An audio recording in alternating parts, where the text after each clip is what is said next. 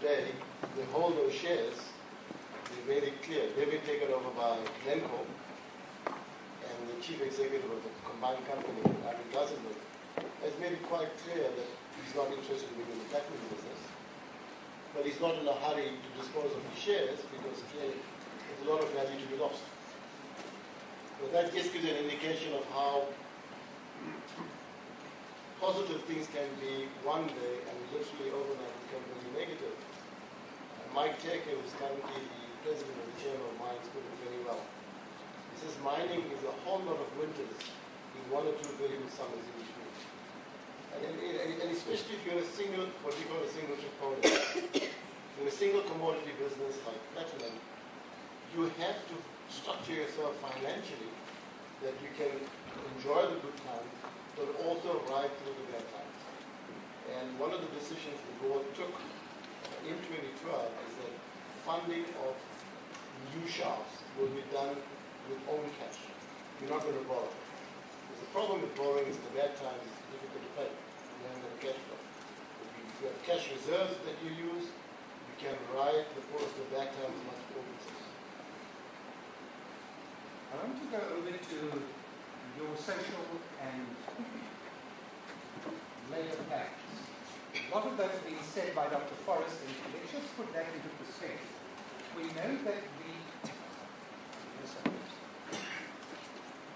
know that the first SLP gets finalized.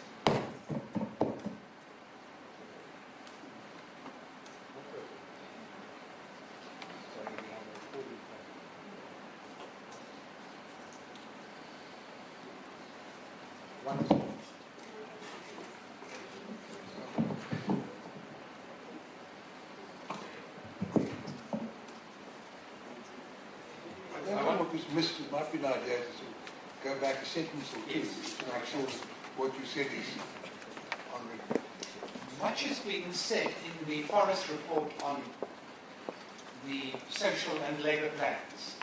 And I want to put that into perspective. We know from your evidence that the social and labour plan, one should really speak of the singular there, gets finalised in April 2001.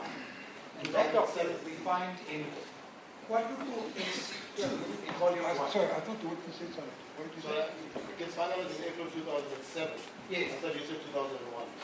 2007. Yes, you said 2001, but we sorted out that. Two old men talking to each other and we're bound to misunderstand. Volume 1, page 76.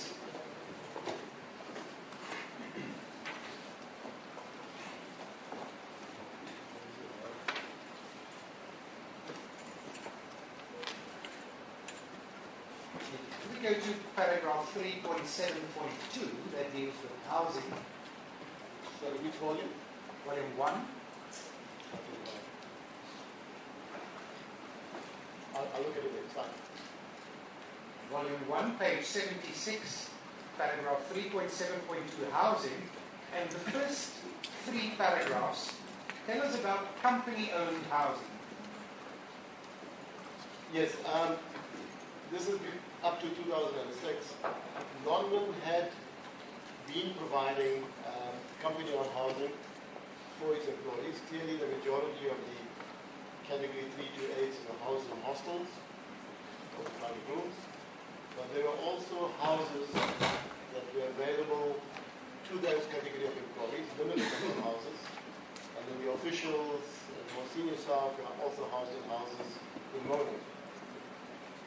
Towards the end of 1999, Lonman, if I recall correctly, embarked on a joint project with the rest of the municipality where they created this Marikana housing development company, and they put up 100,000 housing units in Marikana, and the intention with those housing units was to sell them to the employees on a rent-to-buy basis. In other words, the price was fixed on the day the employee took ownership or occupation of the house, and the figures around 61,000 rands. The monthly rental is around 500 rands, and clearly, after 10 years of paying that rental, the house becomes, or is owned by the employee, and the transfer happens.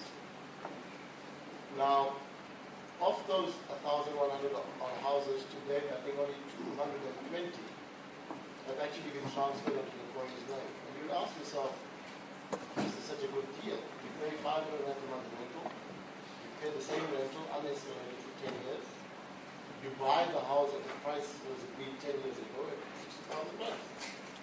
And we've been scratching our heads and we're wondering why does this take up not more? And the majority of employees have a few thousand rand in outstanding rental. Oh, they're behind the rental. And we looked at, using money from the pension funds and other options to cover that. But on deeper analysis, you realize that actually the employees do not want to take ownership. They rather rent, because once you take ownership, the rents, the electricity, the water, all becomes their responsibility. In fact, in the original agreement, the moment they occupied the unit, the electricity and the water was their responsibility. And they reneged on that. And London's been carrying that responsibility for those employees that have not been, without recovery, have not been paying the water and the electricity. So it's quite a strange situation. But I guess in some ways, if you look at 220 houses being transferred to the occupants, whereas the other 85% not being, it ties up the survey we did. We said that 85% of employees want to rent accommodation. They do not want to own accommodation in the Marikana area. So maybe that's what explains why employees do not want to encumber themselves with energy rates and other things to a house in the rest of the year. Even though financially it's a good deal. You buy for 60,000, you can sell it for probably 300,000. Towards the end of that page 76, we now deal with the future. I'm sorry to disturb you. Just before we go any further, when did you say those houses were built, Mr. Steele? I'm speaking from memory, but they were built from 1999 onwards. Sorry to interrupt you, Mr. Steele. The future is addressed in the penultimate unnumbered paragraph on page 76, and this is where the idea of 5,500 houses comes in. And over the page, you'll see, I pick it up at the foot of page 76, over to 77. The housing development and hostel conversion activities described in this section will be carried out by a housing association using the institutional model for housing provision as recommended by the National Government Housing Strategy. London Platinum intends to facilitate the building of these houses through entering into partnerships with banking institutions and in particular has commenced discussions with Rand Merchant Bank, who are likely to provide the necessary funds. Now, was that the model at the time? Clearly. I want to ask you, this SLP is prepared, and does this become available to the DMR? Yes, well, as I mentioned earlier, you submit all of this to the DMR. They then review it. They will call all affected stakeholders together, which is employer representatives, community representatives, into a workshop with the employer. This SLP is discussed, comments are taken back, and changes are required if necessary. And finally, once it's finalized, we submit it back to the DMR. When they're happy with it, they will issue the conversion. We're going to go through this year by year, and we're going to see DMR responses to this. Have you, prior to preparing for this case, been privy to those responses by the DMR? No. These documents, except for one, the Section 93. Yes. The others we had not seen before. Well, then we have this SLP. Then the one for 2008 we find in the second volume at page 549 and following.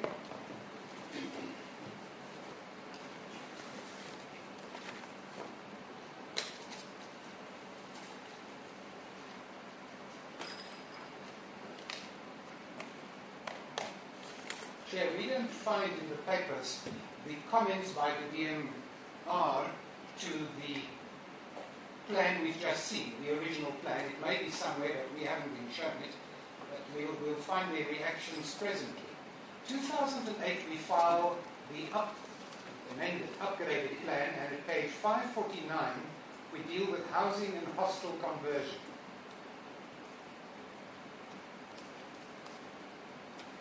see in paragraph 15, towards the top of that page.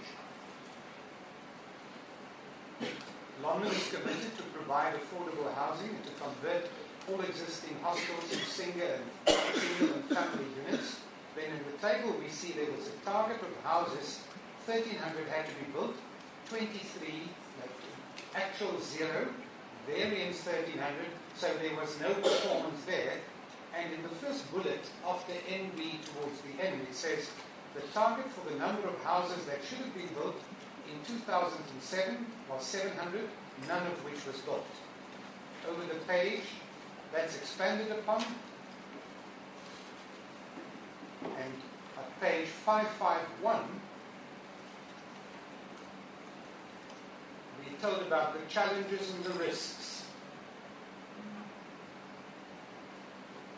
You'll see the challenges, meeting the commitments that have been made, the risk, financial constraints of current economic climate, and then building affordable houses that are acceptable to the employees is said as a challenge, and the risk, high interest rates, availability of capital. And then I read the bullet under that, the areas where the building of the houses were going to take place had not been proclaimed as townships by the time building activities should have been started.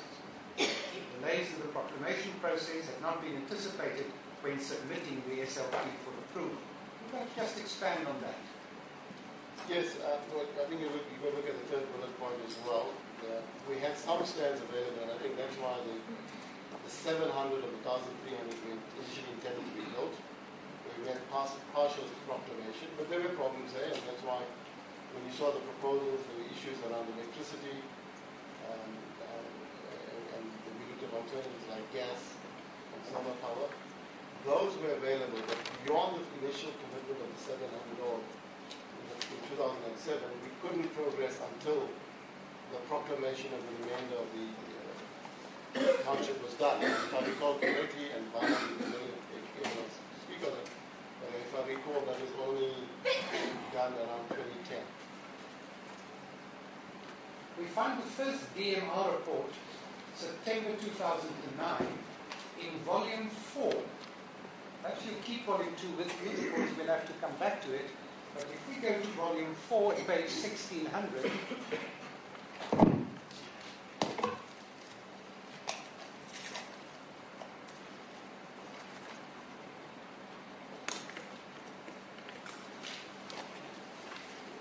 we find a departmental report, September 2009.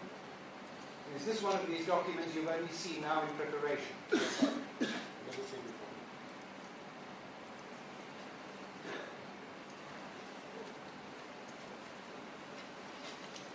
And at page 1606, deals with housing.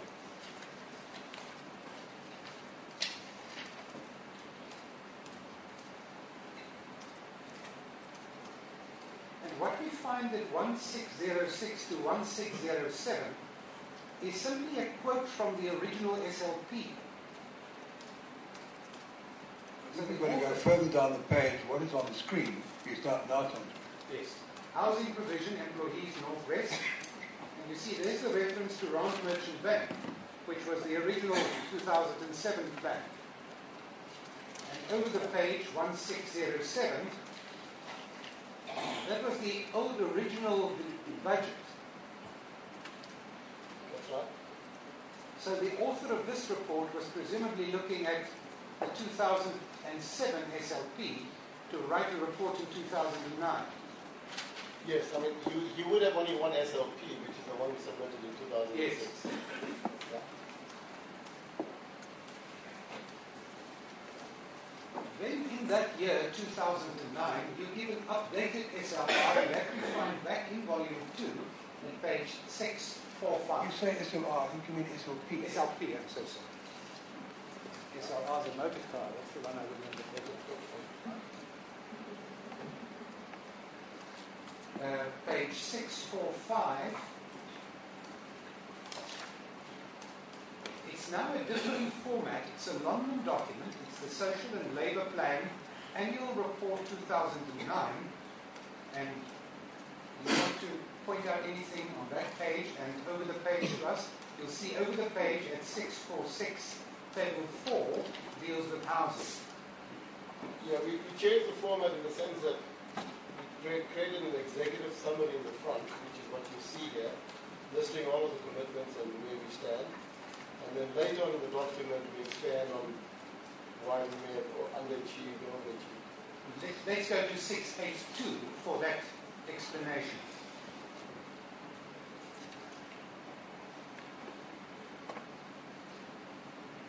And I don't want to read it all, but perhaps, Mr. Seeland, we can have a look at 682 and 683 and highlight what you consider relevant as a report to the DMR in 2009. Well, in the forest report, mention is made of the 3 houses that we said we built. And in the context of what I said earlier about this being part of the plan, discussed with the unions, those 3 houses were built. Hostel converted because of the financial crisis that we entered in October 2008. We did not keep any funds aside to do any hostel conversion, so that explains why we didn't achieve that objective. Talked of the proclamation of his 800 stands in Marikana Extension 2, and an additional 1,500 stands. So, although some progress was made in the proclamation of these stands, the actual building of houses, not any acceptable progress except for the 3 units we talked about previously. Did you have any reaction from the DMR which was negative? Not to my knowledge, no. In fact, the next DMR report we find back in volume 4 at page 1626.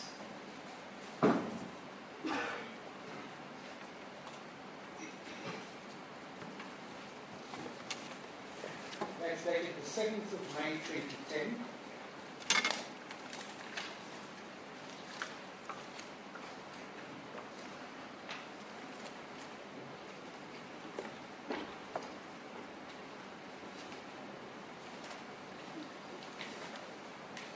And in that report at page 1650, the department deals with housing.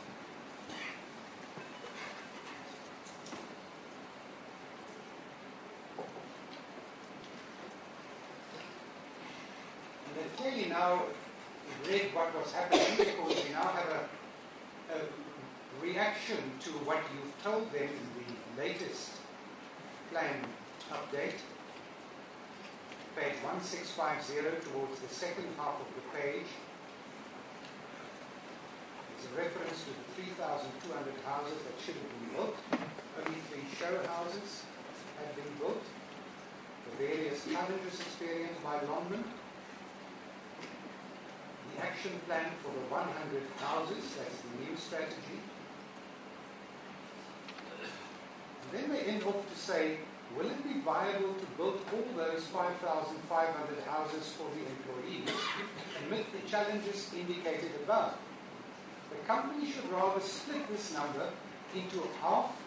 One half can be built for the employees and the other half can be built for the community members assisting with housing in the municipality. Was that ever mooted by the department while you were at London? No, I don't recall that discussion. In any event, if that suggestion was brought to us, it actually doesn't make much sense because as you are de-densifying the hostels, you're getting more people looking for accommodation, and our priority would be to ensure that all, I think the number is around 16,000, because there'll be about 6,000 that will be housed in the hostels and existing houses. The remaining 16,000 we had to find a solution for. So this, if it was presented to us, we would have found unacceptable because it wouldn't solve the problem for our employees. Now comes a rather nasty surprise. London gets a Section 93 order from the department. We find that in this volume 4 at page 1521. And Dr. Forrest refers to it and draws certain conclusions from it. Let's just put that into perspective. 1521. We find the date, page 1524, the 3rd of August 2010. Yes. Longman had never received a Section 93 like this before. The issuing of it was quite coincidental because we were in dispute with an ex-director of Longman, with an ex-director general in one of the other government departments, relative to the mining of what we call associated minerals. When you mine the PGM, the ore body that you mine, with the platinum minerals, also has other base metals in it. For example, copper, chrome. And when we had the old ore mining rights, these were all included in the no issues. We understood that when you do the conversion, whatever you had as the old ore mining rights would become the new ore mining rights. So we had assumed that when we got the new ore mining rights, all of these associated minerals we were still legally processing them. You have to mine them as part of the ore body. You can't pick and choose these little microscopic bits and say, you can't mine them. We had, in fact, all of the facilities prior to the conversion had been set up to do this. And it's done by all the platinum mining companies. So we were doing this, and then we get a note from the DMR that says they have a prospecting right over these associated minerals, as they call, over the properties where we are mining. Awarded to whom? This ex-director of Longman. And then coincidentally, while we're having a dispute, we have this. And in this note, if I were to refer to page 1523, although it's supposed to be talking about commitments to SRP, if I refer to paragraph 3, item 3, the first paragraph, it talks there that Western Platinum was found to mine in UG to Marinsky, blah, blah, blah. And towards the bottom, it talks about selling the following precious and base metals, platinum group metals, chrome, copper, nickel, notwithstanding the fact that the two companies are authorizing the mining right to mine the platinum group metals only. It's the first time this reference has been made in this way, on an SLP audit. So we found it quite strange. We did. I'm sorry, I can't follow this because it's not on the screen. What paragraph are you reading from? Section 3 on page 1523. I don't know what page number is on the screen, but I don't see that. First There it is, paragraph. the manuscript to the right, Chair. Where is it? The first paragraph, just under. It is found that Western Platinum is currently mining. Yes. UG2 and Marinsky Reefs. That's the paragraph. Yes. Just read that again, please, Mr. Sila. It was found that Western Platinum is currently mining the UG2 and the Marinsky Reefs. These are the two main platinum bearing reefs, whereas Eastern Platinum is mining the UG2 because it makes economic sense only to mine UG2 on the eastern side of the property. It was also discovered and confirmed through the annual reports and interim reports that EPL and processing and selling the following precious and base metals, platinum group metals, chrome, copper, nickel, gold, notwithstanding that the fact that the two companies are authorized with the mining right to mine the platinum group metals. What's implied is you're only supposed to mine a person's PGM, platinum group metals. But you're doing all of these other things. You're mining gold, you're mining chrome, and you're mining nickel. These are all in very small quantities present in the same ore body. And prior to 2006, we were doing exactly the same. And post 2006, we were doing exactly the same. So we were very uncomfortable receiving this letter because it appeared to be linked to the dispute around the processing of those associated minerals. And it's in this query that we find paragraph 6 requesting you to submit a plan to address housing and living conditions of the employees. Yeah, that's right. I mean, we're submitting. But what's the problem about that? One of these paragraphs relates to gaps in the APEC program. That was dealt with earlier in the letter and under another paragraph. Look at the beginning of the letter. You'll see before they get to paragraph 3, it talks about the PMG metals and the others. They also talk about other things, including the APEC program. So clearly this, based on the above findings paragraph, relates not only to paragraph 3, findings on the mining work program, but to the earlier paragraphs which deal with other problems. Let's look for earlier in the letter. Unfortunately, we haven't got copies yet, but it was on the screen. I saw it. Let's go up further. Go further. Up further still. 1521, paragraph 1.1.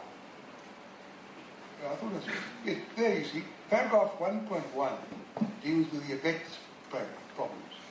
And that is a paragraph, that's paragraph 1.1, as Mr. Berger said, which is part of paragraph 1, which is headed social and labour plan. So it's quite clear when one reads further down the letter, after paragraph 3, that the numbered paragraphs which deal with particular problems doesn't only relate, or they do not say plural, they do not only relate to paragraph 3 dealing with the PMG metals and the other non-PMG metals, but also relates to the earlier comments which include the reference to the abet classes, and further on there was something to do with housing as well. So I don't understand the problems. Perhaps you can try to find the reference to housing early in that letter. I couldn't. The advantage of seeing Paragraph 3, section 6. No, that's the point. There are 3 numbered paragraphs, 1, 2, 3.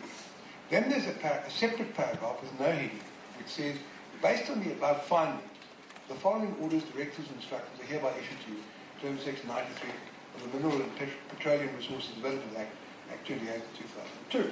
Then there are a series of numbered sub-paragraphs which deal with various problems. The first one is the gaps in the ABET program, which refers to 1.1 above. I take it somewhere further down there will be something dealing with paragraph 3, the non-PMG metals. But it's not correct to say that these numbered paragraphs, or sub-paragraphs, only relate to paragraph 3 dealing with the non-PMG metals, because patently, at least sub-paragraph 1 relates to something said in 1.1. I haven't had the advantage of reading the document, but... Sorry, Chair, I might be of assistance here. I think the reference Mr. Berger is looking for is at page 1522, paragraph 1.2d. The housing and living conditions of the employees had not been addressed. 3 houses of the committed, and obviously the committed 5,500, I think, have been built to that. So I don't understand why you say, if I understood you correctly, that you were misled by this letter because the paragraph, or sub-paragraph which you referred, didn't quite fit in with what was said in paragraph 3. The reasons that's obvious. Chair, that's my mistake. That wasn't the witness's evidence. I queried that paragraph 6, and I did it in the context that it has no relevance in the context on base metals and PMG metals. So it may be right or wrong, and perhaps I shouldn't say that. I see, that's obviously right. Okay. Well, anyway, the other problem's been solved up. It's sorted out, and we can now proceed. Yes. Can I just ask you, Mr. Cedar, at this stage, does the DMR have access to your annual SLP reports explaining what was happening on the housing front? Yes, if we send them copies every time we produce an annual report. But you answer this letter now on page 1525.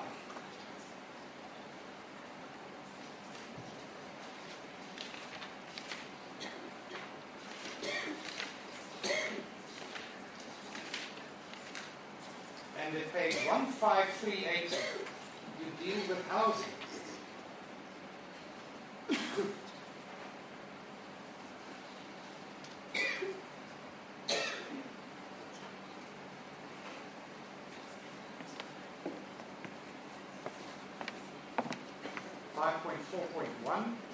You refer to the 5,500 housing. Don't have time to read it all, but 546 you refer to the 3 show houses. Financial matters addressed in 548. Then you explain 5410 over the page at 1539 why the targets have not been achieved. Yeah, I mentioned these things before. The comment I can make is what was put in as response to the DMR was no different to what they had told them previously when they visited the mine and did the audits. What the came of this Section 93 query? We responded to the query, as you see, and we heard nothing back. To this day, Nothing back. What's the date of your response? 31st August 2010, sir. Third of this query. Oh, sorry, 31st. Apologies.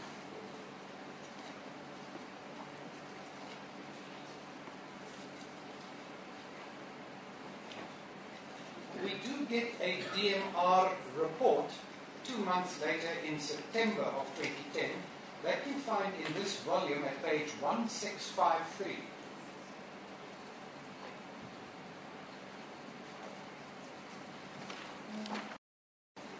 Dated 8 and 9 September 2010. This is now after they've given you a Section 39 notice and you've given them a response in August. 93 now. 8 and 9 September, page 1653. Section 93. I know you just do these from time to time to make sure I'm listening. I passed the test so far.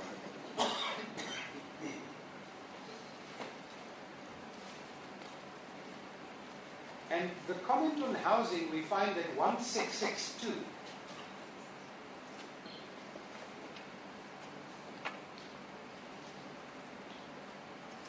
In the last half on that page. 1662. And it's the last bullet. Housing provision, employees, Northwest.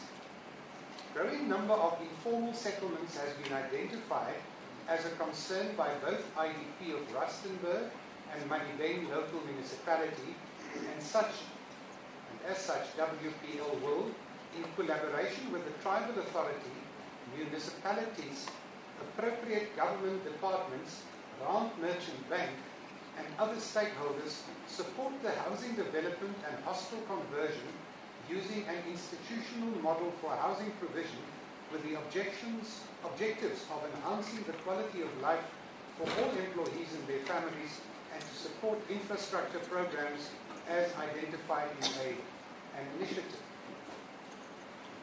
Then over the page, it says, therefore, against this background, it is clear that the housing provision was meant to benefit the employees and the community members. Budget committed. Then they give the budget for 2007. Now, you haven't seen this before, but do you have any reaction to this in this time frame? Yes, I mean, the wording is a carbon copy of the wording of the report that was done a year earlier, 21st to 22 September 2009, on page 1606. And in between, you have the issuing of that Section 93 letter, which seems to have been done in isolation with these reports.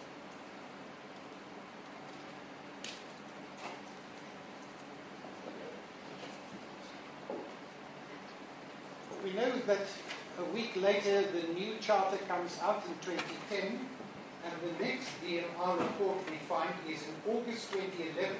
That's in the same bundle, page 1694.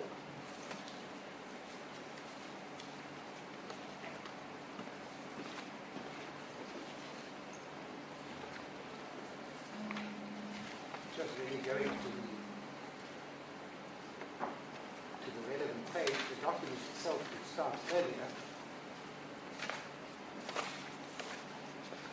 The document starts at 1681. Looks like the relevant paragraph 2.2.5. Correct, 2.2.5. Housing provision, and it says the project has not been implemented, although it was going to serve employees' needs in terms of housing and living conditions. That's Now, right. do you have a debate with the DMR in this time frame? Do they know what's happening on the ground? Well, they come to the line and we accompany them and we fully brief them on what's going on, so they clearly know what's going on. They're not necessarily engaged in debate. And then this report is produced, which we don't have sight of. But perhaps I should take you to page 1698 because it expands there on housing and living conditions and on what their expectations are. On the section 2.41698. 1698 towards the second half of the page.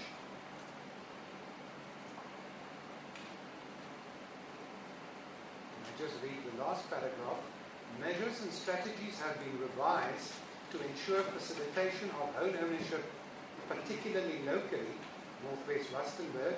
However, for employees coming from labour-sending areas, Eastern Cape, and wanting to own home there, the company does not have a plan in this regard. Now, have they ever raised with you that you should start building houses in the Eastern Cape? Not to my knowledge. Have they ever objected to what was happening in 2010 and 2011 on the provision of housing to employees by London? No.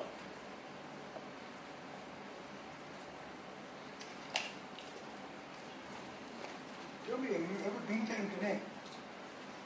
Have you ever been to Incanang? Yes. Have you seen the houses? Yes. Have you seen the lack of basic service? Yes. Have you seen the quality of life that people must be having to endure? Yes. Did you do that during the period before August 2012? Yes, we did it before that. I also recall that when the board came to, the board has 2 meetings every year in South Africa, and we meet at the line. And I recall taking board members and I was an expert to those townships as well. Were you proud of the housing conditions that your workers were enduring? Chairman, absolutely not. And that's why, as you can see, we put a lot of effort in trying to find a solution. And we, although I'm not a member of London anymore, I personally have some thoughts.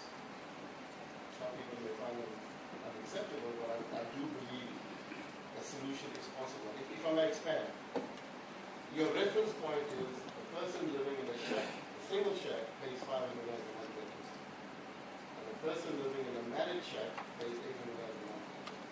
That is the reference point. So whatever you do, you have to come up with a solution that matches what they're currently paying, but provides them with much better living. And we have to find creative ways of achieving that objective. Because although they get a housing allowance currently of around 1,875 rand for they are not prepared to use more of their allowance towards rental. That's fact. So we have to come up with a better solution. And we have to really think carefully about how we can come up with a solution. The current situation actually is unacceptable. We have to think creatively how we find a better solution. Having said that, we started during my tenure, it took my 2 years. London does refuse removal in those townships. It also does it in Moinoi, by the way, which is part of the Marikana municipality. And in spite of rates being paid, London still does water provision, sewage services, and other services for the township. Those are Moinoi, we drove through those are middle class houses. That's right. But the point I'm making is that London is going beyond its obligation, even though rates are paid on those properties. London at its cost is providing the services, which is supposed to be provided as well.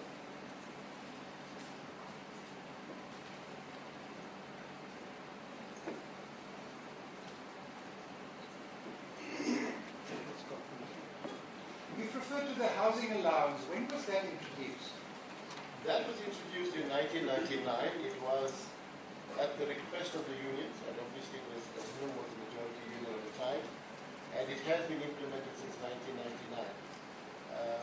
And if I may, I did a calculation of the total value of housing allowance paid since 1999 to date. All categories of employees, the number is around 3.4 billion rands. And if you take the category 3 to 8, which is the vast majority of employees, we've paid around 3 billion rands in housing allowances since 2000. What is the contribution of the Malibeng municipality to their housing obligations as a local authority? Well, as I mentioned earlier, I mean, there's no development being done by them to cater for the category 3 to 8 employees, the less advantaged employees. And as far as Moina is concerned, which was incorporated into the Malibeng municipality, even though property rates are being paid to the municipality, London is still at its cost providing services in terms of water, sewage, and general maintenance. Does the Mundane municipality have any obligations on the SLP? I'm not sure, Chair.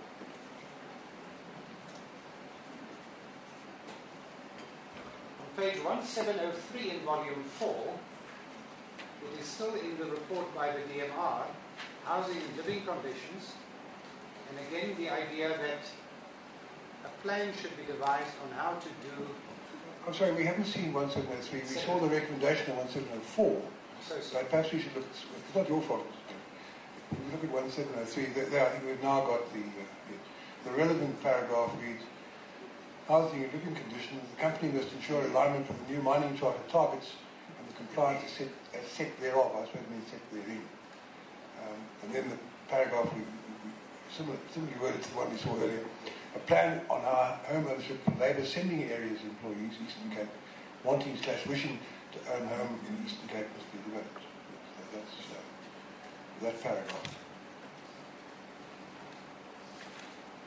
And I think we now look at the next page, do we, to the recommendation.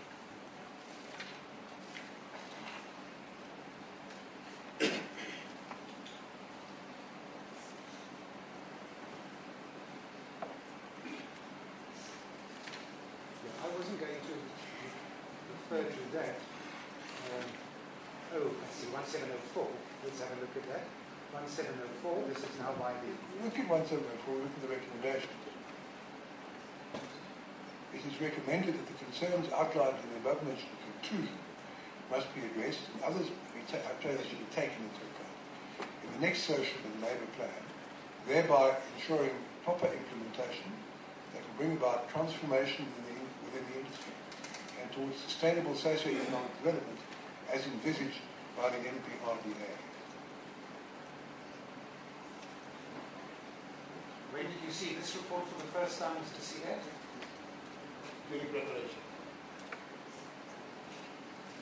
London then files a closeout report on the SLP, and that we find in volume 3 at page 1059.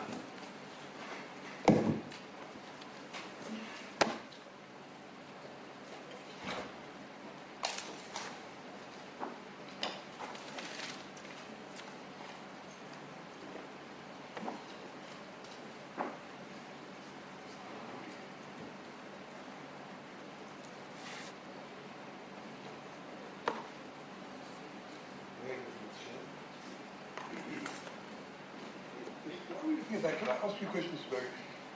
You have told us that we would deliver copies of these files in due course.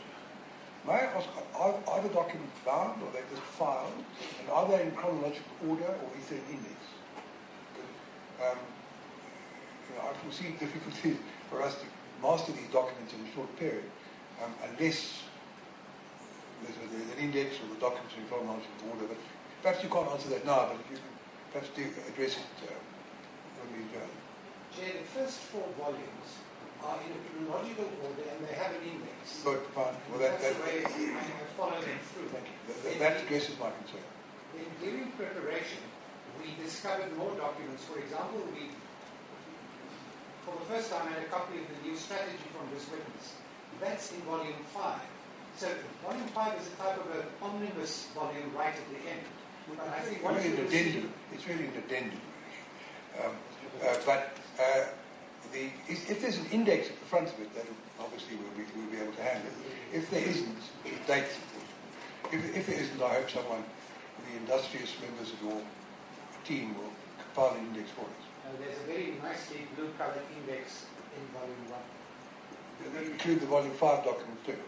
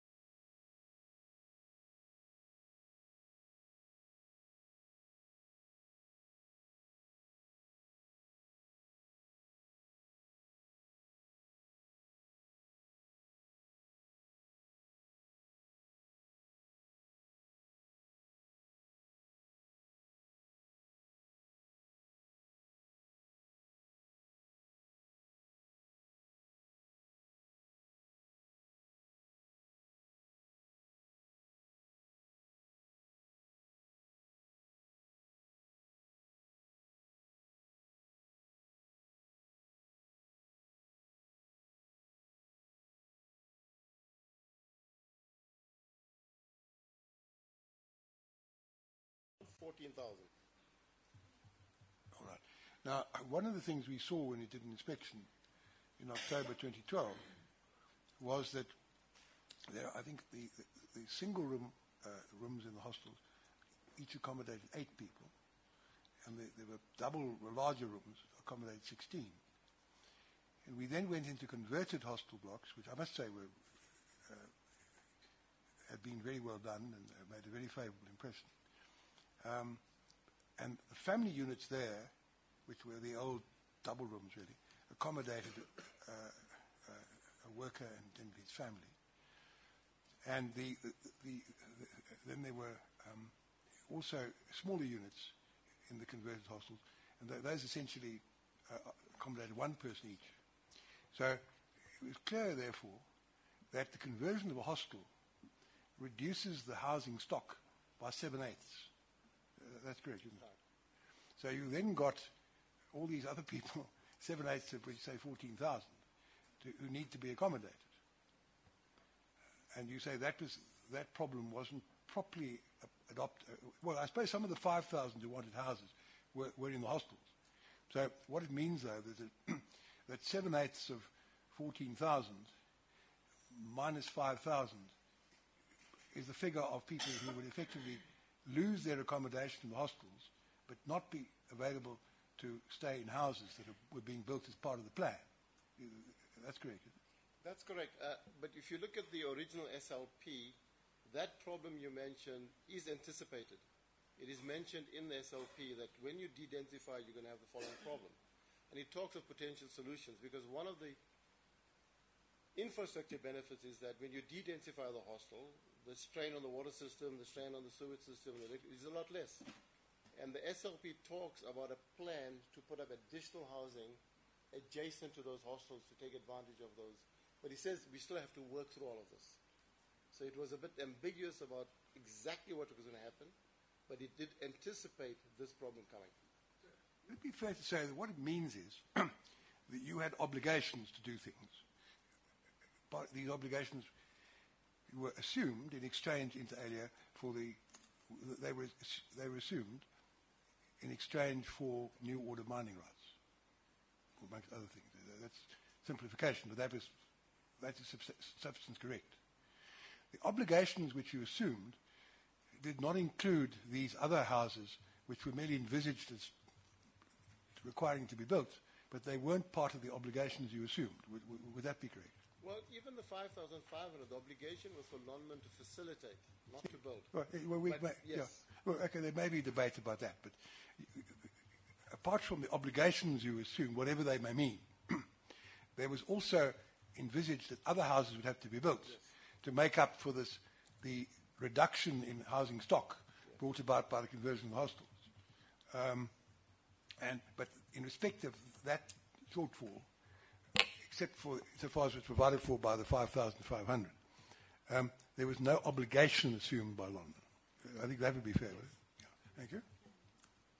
Well, that's me. It was in the plan. Sorry, Mr. Berger. While we talk of numbers of workers, can we just get a bit of perspective here? If you go to Dr. Forrest's report in volume 3 at page 1340,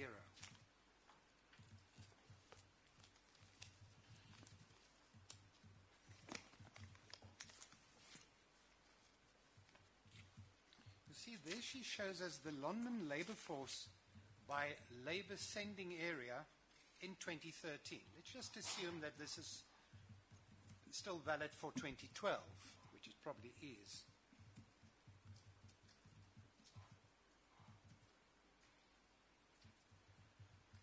You'll see that the foreign component there, the component of foreign workers, would include Mozambique, Lesotho, Zimbabwe, Botswana, Swaziland.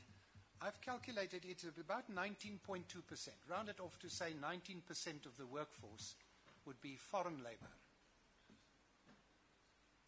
Yes. Then